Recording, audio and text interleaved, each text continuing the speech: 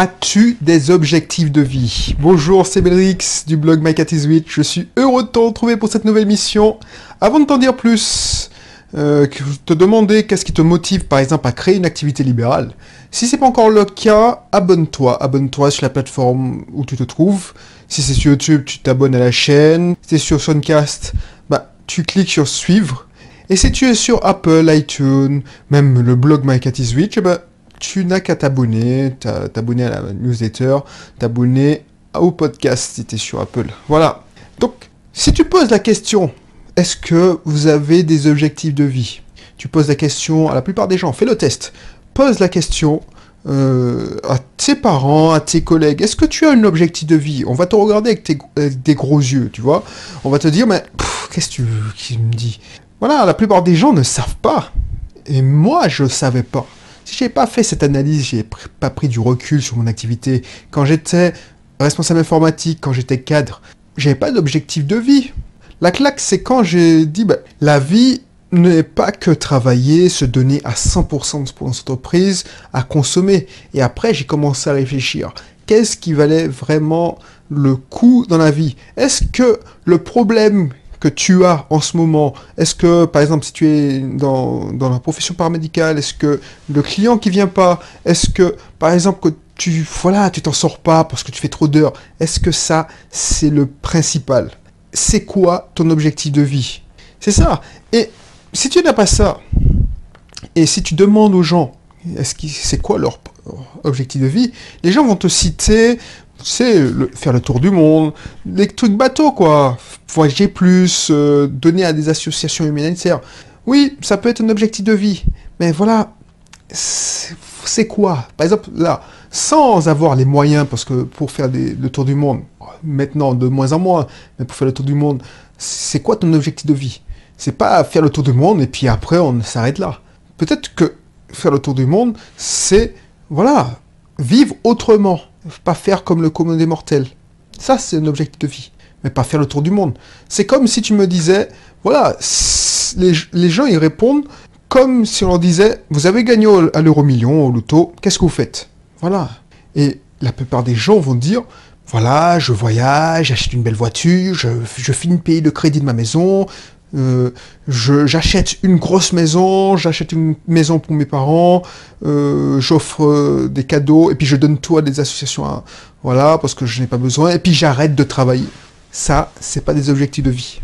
Alors pourquoi je te pose la question? Parce que peut-être que tu en as marre de ton boulot actuel.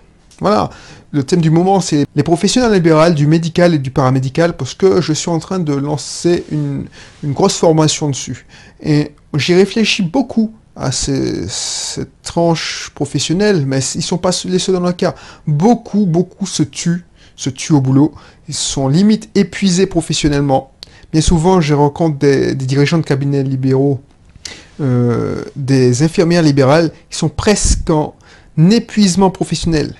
Et ça ne se limite pas qu'à cette tranche socio-professionnelle, puisque quand j'étais cadre, j'en ai vu plein, et moi, j'ai failli passer, limite en épuisement professionnel, ce qu'on appelle le burn-out. Et toi, tu en as peut-être marre de ton chef qui voit pas que tu te défonces. Tu en as peut-être marre des clients, des patients un truc qui te passionnait, maintenant tu le vois comme un travail qui t'emmerde. Alors de là à dire que tu n'aimes plus ton travail, c'est fort, mais c'est pas la même passion. Et toi qui es encore salarié, et toi si tu m'écoutes, c'est que tu veux lancer ton activité, ce qui te motive par exemple, tu en as marre de ton chef, tu en as marre de sa gueule, tu en as marre de ses réflexions, tu en as marre de subir ses recadrages, donc tu penses à monter ton activité pour être ton propre patron. Et en créant ton activité, justement, pour ces raisons, pour être juste ton propre patron, il y a plusieurs dangers qui te guettent. Je te dis ça parce que peut-être que tu as raté le principal, c'est-à-dire l'objectif de vie. Si tu montes ton activité libérale, ou si tu as monté ton activité libérale pour être ton propre patron, pour ne pas avoir de compte à rendre, tu es passé à côté de quelque chose. Je te dis ça parce que j'ai vu trop de personnes tomber dans le piège. Ils se lancent dans la création de leur activité, soit parce qu'ils n'avaient pas le choix, suite par exemple à un licenciement ou une rupture de contrat conventionnel, soit parce qu'ils voulaient ne plus rendre de compte à personne. Et résultat, tu es passé d'un chef, un chef humain, à un chef encore plus exigeant. Ton business. Voilà. C'est ton bébé, tu lui es voué corps et âme. Au début, beaucoup d'investissements financiers, beaucoup d'investissements, surtout en temps. Tu vois, ça c'est chaud. Je suis déjà passé par là, mon épouse est déjà passée par là, j'en ai accompagné plein qui sont passés par là. Tu vois, on se donne à fond. Et si le succès arrive, et c'est ce que je te souhaite, parce que quand le succès n'arrive pas, tu baisses les bras et puis tu laisses tomber. Et le pire, c'est que tu reviennes en salariat. Mais si le succès arrive, les choses s'accélèrent, subitement en plus. Tu commences à travailler de 40, 50, 60 heures par semaine. Et là, plus le temps passe, plus tu ne prends plus le plaisir à ce que tu fais. J'en ai vu plein. Ils ont commencé à faire un site en ligne, un commerce en ligne. Et puis, voilà, au début, ils avaient 1 à 2 colis à poster. Ensuite, quand c'est 10 commandes par jour, ils n'ont pas voulu embaucher, par exemple, 10 commandes par jour, allez, 30 commandes par jour, ils commencent à saturer. Parce que leur boulot, c'est prendre les commandes, traiter les commandes, faire les colis, amener les colis à la poste. Et essayer d'envoyer à la poste 30 colis, ça peut être très, très long. Tu vois? Et au bout d'un moment, ce business-là, tu en as marre. Tu en as marre parce que, justement, tu n'as pas d'objectif de vie. C'est pour ça que tu dois avoir un objectif de vie. Et ton objectif de vie ne peut pas être que ton activité. Tu ne peux pas dire « je veux que mon activité fonctionne ». Parce que si tu as fait cette activité, c'est pour servir cet objectif de vie.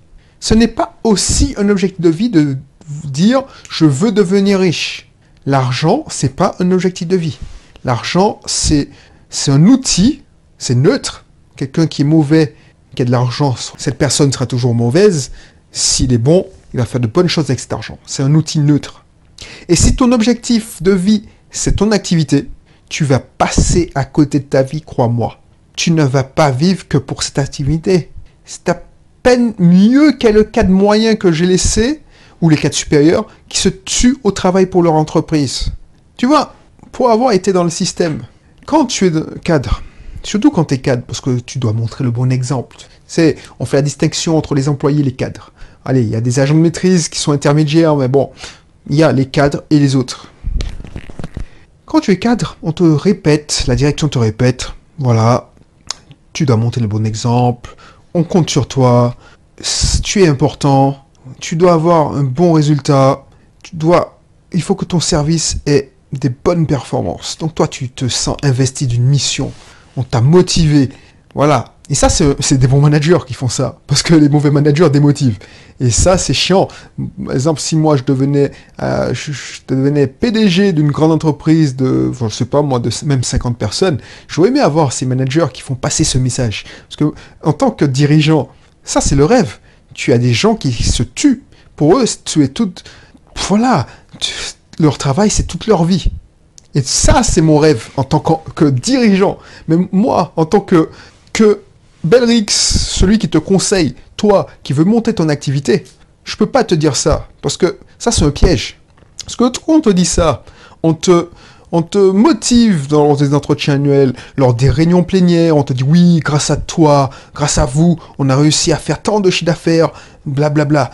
Et puis on t'emmène, par exemple, je sais pas moi, on t'invite, les réunions plénières, c'est souvent dans des restos, ou l'arbre de Noël, ça c'est des pièges pour te montrer que on est une grande famille, mais ne sois pas dupe. Je te dis ça parce que j'ai vécu ça, j'ai expérimenté ça, j'ai vu ça dans plein d'entreprises. Voilà. Et surtout, quand tu es cadre, on t'emmène dans des séminaires, on te fait dans des... Je sais pas moi, j'appelle ça mise au vert, des séminaires. C'est pour ressouder le groupe. Mais tu sais, ça c'est du... Voilà. Peut-être que certains dirigeants y croient. Mais toi, quand tu possèdes une société, tu veux pas te dire non. Non, c'est pas possible. Parce que le mec qui a fait sa société, le mec qui a créé, par exemple, je sais pas moi, Airbnb, Uber, déjà, c'est un objectif de vie. Pas, ouais, on veut faire une grande famille, Oui, il veut que son entreprise soit la plus pérenne possible, que soit la plus grosse possible. Ça vient après. Mais le début, c'est né d'un truc, c'est d'offrir de la valeur et offrir un service. Par exemple, Airbnb, ils ont vu qu'il y avait un manque, ils avaient besoin de standards de location vacances où ce soit pas cher. Parce qu'à l'origine, Airbnb, c'était Airbed and Breakfast. Donc, tu donnais ton canapé à un voyageur. Donc, c'était les routards qui utilisaient ça. Maintenant, ça a bien changé. Et tu vois, ça, c'est leur objectif de vie. Alors, ils ont eu un déclic. Mais tu vois, c'est pas en disant je veux gagner de l'argent. Et toi, si tu es cadre et tu tombes dans ce piège-là, tu vas oublier de construire ta vie.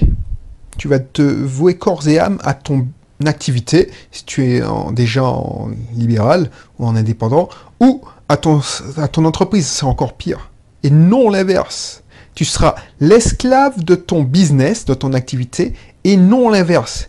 Et c'est pour cela qu'il faut un ou des objectifs de vie qui viennent au-dessus de ton business, de ton activité. Ton business, ton emploi, parce qu'il y a des salariés qui nous écoutent, tu es peut-être salarié, doit être le véhicule de ton objectif de vie.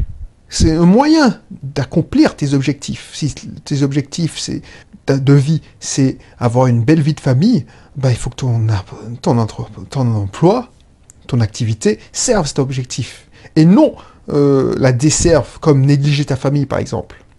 C'est ça la grande théorie qui se cache derrière ce que je te dis.